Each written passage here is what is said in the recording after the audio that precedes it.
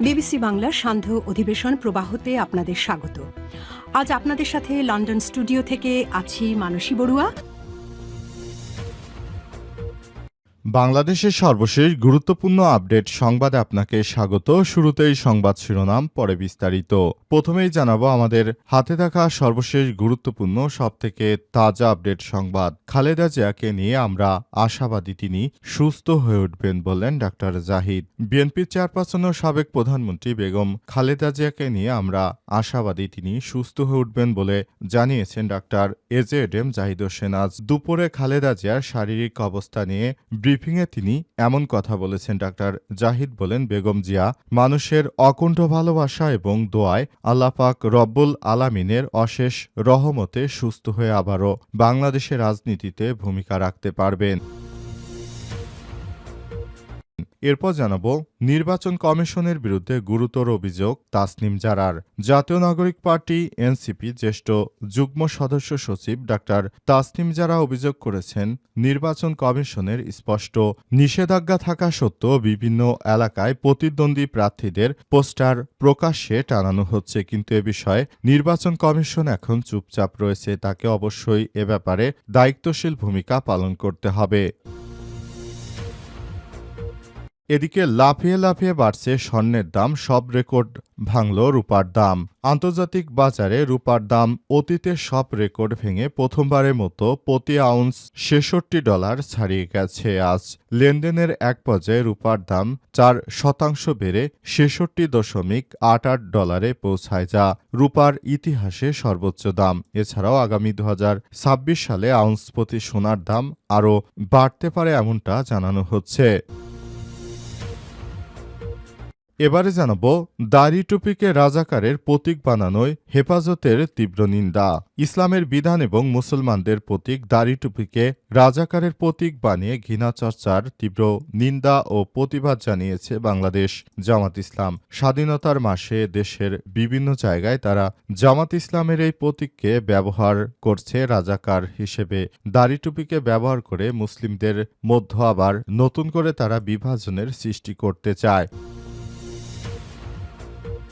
এবং সর্বশেষ জানাবো ব্রিটিশ সরকারের সঙ্গে বৈঠক, ঢাকা ছাড়লেন জামাতের আমির। যুক্তরাজ্য সফরের উদ্দেশ্যে ঢাকা ত্যাগ করেছেন বাংলাদেশ জামাত ইসলামের আমির ডাক্তার শফিকুর রহমান। আজ হজরত শাহজালাল আন্তর্জাতিক বিমানবন্দর থেকে বাংলাদেশ বিমানের একটি এয়ারলাইন্সের ফ্লাইটে লন্ডনের উদ্দেশ্যে যাত্রা করেন তিনি। এ সময় দলের সেক্রেটারি জেনারেল মিয়া গোলাম পরোয়ার ও সহকারী সেক্রেটারি জেনারেল অ্যাডভোকেট এহসানুল মাহবুব জুবায়ের বিমানবন্দরে জামাতের আমিরকে বিদায় জানিয়েছে। প্রিয় দর্শক, এতক্ষণ শুনছিলেন সংবাদ শিরোনাম, এবারে বিস্তারিত।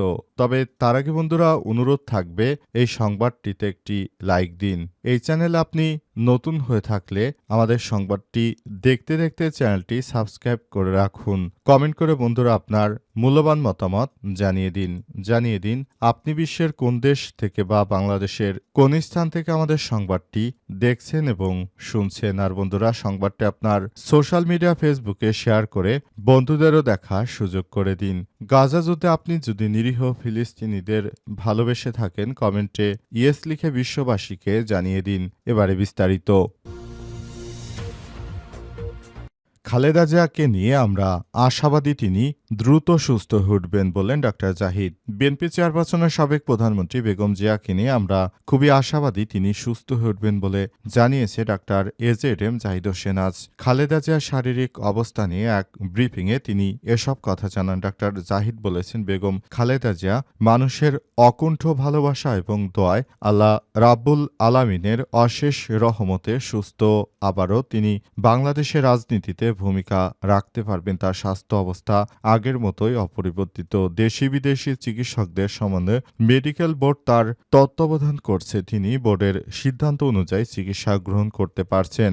আমরা অত্যন্ত আশাবাদী তিনি ধীরে ধীরে সুস্থ হয়ে উঠবেন। তারপরও মনে রাখতে হবে বেগম জিয়ার এখন যথেষ্ট বয়স হয়েছে, তাই যে কোনো মুহূর্তে যে কোনো সমস্যা ঘটতেই পারে। সুতরাং এ বিষয়টি আরও গুরুত্ব সহকারে ভাবতে হবে এবং এ বিষয় নিয়ে কাজ করতে হবে তবে সবাইকে বলবো আপনারা যার যার জায়গা থেকে বিএনপি চেয়ারপারসন বেগম খালেদা জিয়ার সুস্থতা কামনা করে তারপর তার জন্য দোয়া করুন। তিনি যেন দ্রুত আবার আমাদের মধ্যে ফেরত আসতে পারেন সেই প্রত্যাশা করি। অন্তর্বর্তীকালীন সরকারকেও তিনি ধন্যবাদ জানিয়ে বলেছেন, এই সরকার ক্ষমতা আসার পর বিএনপির চেয়ারপারসন বেগম খালেদা জিয়াকে আমরা বিদেশে নিয়ে উন্নত চিকিৎসা সেবা দিতে পেরেছি, সেজন্য এই সরকারকেও ধন্যবাদ জানাই। দীর্ঘদিন ধরে বাংলাদেশে ফ্যাসিস্ট সরকার ক্ষমতায় থাকার কারণে অনেক কিছু থেকে বঞ্চিত হয়েছেন বিএনপির চেয়ারপারসন বেগম খালেদা জিয়া। তাই এখন সেসব বিষয় ভুলে গিয়ে আসুন নতুন বাংলাদেশ গড়ে তুলি এবং বিএনপির চেয়ারপারসন বেগম খালেদা জিয়ার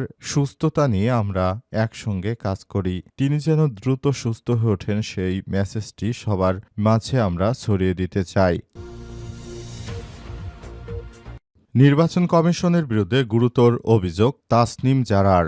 জাতীয় নাগরিক পার্টি এনসিপি জ্যেষ্ঠ যুগ্ম সদস্য সচিব ডাক্তার তাসনিম জারা অভিযোগ করেছেন, নির্বাচন কমিশনের স্পষ্ট নিষেধাজ্ঞা সত্ত্বেও বিভিন্ন এলাকায় প্রতিদ্বন্দ্বী প্রার্থীদের পোস্টার প্রকাশ্যে টানানো হচ্ছে, কিন্তু এ বিষয়ে কমিশনের পক্ষ থেকে কার্যকর কোনো পদক্ষেপ আমরা গ্রহণ করতে দেখছি না। যারা এসব পোস্টার টানানোর কাজ করছে কিংবা এসব পোস্টার যারা দীর্ঘদিন ধরে টানিয়ে রেখেছে তারা মূলত নির্বাচন কমিশন কোনো কথাই শুনছে না। তারা নির্বাচন কমিশনকে নিয়ে যা খুশি তাই করে যার সুযোগ খুঁজছে, কিন্তু এ বিষয়গুলো আমরা কখনোই মেনে নিতে পারি না। আমরা মনে করি নির্বাচন কমিশন সব থেকে নিরপেক্ষ ভূমিকা পালন করবে, কিন্তু এখন দেখা যাচ্ছে যিনি নির্বাচন কমিশনের দায়িত্ব পালন করছেন তিনি শুধুমাত্র একটি রাজনৈতিক দলের কথা মতো তিনি কাজ করছেন। বলতে চাই, এদেশে যে কয়টি রাজনৈতিক দল রয়েছে সবার হয়েই কাজ করতে হবে। দেশের প্রতিটি মানুষকে এই ব্যাপারটি বুঝতে হবে। অন্তর্বর্তীকালীন সরকারের প্রধান উপদেষ্টা প্রফেসর ডক্টর মোহাম্মদ ইউনূসের সরকারকে নতুন বাংলাদেশ গড়ে তোলার জন্য কাজ করতে হবে এবং সে অনুযায়ী আমরা সবাই মিলেমিশে কাজ করছি বলে মন্তব্য করেছেন তিনি। দেশটা আমাদের, সুতরাং এ বিষয়টি আমাদের সেভাবেই গুরুত্ব সহকারে দেখতে হবে। দেশের প্রতিটি মানুষকে দেখতে হবে। লাফিয়ে লাফিয়ে বাড়ছে স্বর্ণের দাম, সব রেকর্ড ভাঙল রূপা। আন্তর্জাতিক বাজারে রূপার দাম অতীতের সব রেকর্ড ভেঙে প্রথমবারের মতো প্রতি আউন্স $৬৬ ছাড়িয়ে গেছে। বুধবার ১৭ ডিসেম্বর এক পর্যায়ে রূপার দাম ৪% বেড়ে $৬৬.৮ পৌঁছে যায়, যা রূপার ইতিহাসে সর্বোচ্চ। রয়টার্সের প্রতিবেদনে বলা হয়েছে, রূপার দাম বাড়ার পাশাপাশি বেড়েছে স্বর্ণের দামও। নিরাপদ বিনিয়োগ হিসেবে বিশ্ববাজারে চাহিদা বাড়ায় বুধবার স্বর্ণের দাম প্রতি আউন্স ১% বৃদ্ধি পেয়েছে। বাজার বিশ্লেষকরা বলছেন, মূলত যুক্তরাষ্ট্রের শ্রম বাজারের দুর্বলতা, ভেনেজুয়েলার উপর মার্কিন প্রেসিডেন্ট ডোনাল্ড ট্রাম্পের নতুন করে তেল অবরোধের ঘোষণার ফলে মূল্যবান ধাতুগুলোর দাম এভাবে বাড়ছে। আমেরিকায় বেকারত্বের হার বর্তমানে ৪.৬% দাঁড়িয়েছে, যা ২০২১ সালের পর সর্বোচ্চ। শ্রমবাজারের এই নাজুক পরিস্থিতির কারণে দেশটির কেন্দ্রীয় ব্যাংক ফেডারেল রিজার্ভ সুদের হার আরও কমাতে পারে বলে আশা করা হচ্ছে। বিনিয়োগকারীরা সাধারণ সুদের হার কমলে স্বর্ণ ও রূপার মতো ফলনশীল সম্পদে বিনিয়োগে ঝোঁকে, যা দাম বৃদ্ধিতে সহায়তা করে। কারণে মূলত তারা এই ধরনের কাজ করছে। বর্তমান বিশ্ববাজারে যে পরিমাণ স্বর্ণের দাম রয়েছে, বলা হচ্ছে ২০২৬ সালেও স্বর্ণের দাম আরও বাড়তে পারে, তবে সে বিষয়টি নির্ভর করছে আগামীর বাজার দরের উপর। আগামীতে বাজার দর যেমন থাকবে মূলত স্বর্ণের দামও সে অনুযায়ী বাড়বে। তাই বলা যাচ্ছে যে স্বর্ণের দাম বাড়ার পিছনে আরও বেশি ভূমিকা রয়েছে এবং এই ভূমিকাগুলো সেভাবেই কাজ করছে। দাড়ি টুপিকে রাজাকারের প্রতীক বানানোয় হেফাজতে তীব্র নিন্দা। ইসলামের বিধান ও মুসলমানদের প্রতীক দাড়ি টুপিকে রাজাকারের প্রতীক বানিয়ে ঘৃণা চর্চার তীব্র নিন্দা ও প্রতিবাদ জানিয়েছে হেফাজত ইসলাম বাংলাদেশ। আজ গণমাধ্যমে পাঠানো এক বিবৃতিতে সংগঠনটির যুগ্ম মহাসচিব মাওলানা আজিজুল হক ইসলামাবাদী এই প্রতিবাদ জানিয়েছেন। বিবৃতিতে তিনি বলেন, আমরা দেখতে পাচ্ছি বিজয় দিবস উপলক্ষে দেশের বিভিন্ন স্থানে ইসলামের বিধান ও মুসলমানদের প্রতীক দাড়ি টুপিকে রাজাকারের প্রতীক বানিয়ে ঘৃণার চর্চা আবারও শুরু হয়েছে। আমরা তীব্র নিন্দা ও প্রতিবাদ জানাচ্ছি। জাতিকে বিভাজনকারী এই ঘৃণাজীবীদের প্রতিহত করুন। পতিত ফ্যাসিস্ট হাসিনার শাসনামলে মুসলিম পরিচয় এবং নাম নিশানাকে ঘৃণার লক্ষ্যবস্তু বানিয়ে ইসলাম নির্মূলে রাজনীতি করা হয়েছিল। জুলাই বিপ্লবীরা শান্তি এবং সহাবস্থানের পথ বেছে নেয়ার সুযোগে হিন্দুত্ববাদী অপশক্তি বাম ও সেকুলাররা আবারও উৎপাত শুরু করেছে। তারা বিভাজনের পরিবেশ এবং বাংলাদেশকে একটি অস্থিতিশীল অবস্থায় নিয়ে যাওয়ার জন্য নতুন করে তারা ষড়যন্ত্র শুরু করেছে। তাদের এই ষড়যন্ত্রকে অবশ্যই রুখে দিতে হবে। দেশটি আমাদের, সুতরাং এই ব্যাপারটি নিয়ে আমাদের সবাইকে আরও বেশি দায়িত্বশীল ভূমিকা পালন করতে হবে। কেউ যেন আমাদের নিয়ে আর রাজনীতি করতে না পারে সেই ব্যাপারটি বাংলাদেশের সচেতন মহলকে আরও বেশি কাজ করতে হবে। দেশের প্রতিটি জায়গায় জায়গায় এসব কার্যক্রম চালাতে হবে। বাংলাদেশের প্রতিটি মানুষকে সেভাবেই কাজ করতে হবে যেভাবে বাংলাদেশটা সুন্দরভাবে সাজানো যায়, যেভাবে সরকার চাইছে সেভাবেই কাজ করতে হবে। তাছাড়া নিজের ইচ্ছেমতো কাউকে দাড়ি টুপি ধর্মীয় প্রতীককে রাজাকারের ইস্যু হিসেবে পরিচয় দিয়ে বাংলাদেশকে তারা আবারও অস্থিতিশীল করতে চায়। এই অপচেষ্টা রুখে দেওয়া হবে এবং এই ধরনের অপচেষ্টা কোনোভাবেই সম্ভব হবে না।